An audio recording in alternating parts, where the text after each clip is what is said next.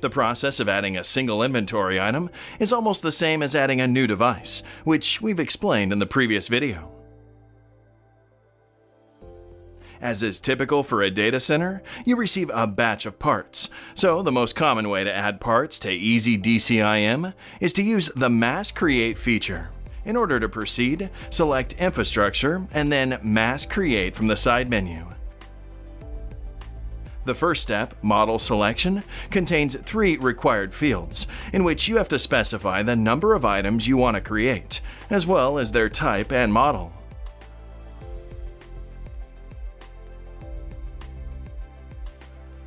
Configuration is the next stage, where you specify unique attributes for each item like label, serial number, service tag, origin, and metadata values.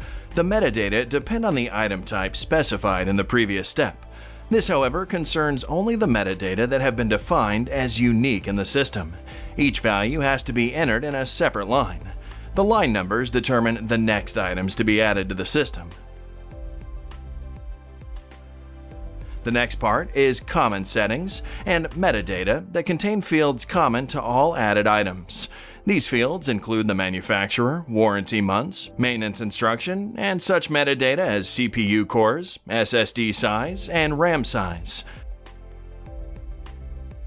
The last step is Summary, that presents the essential information about the items to be added.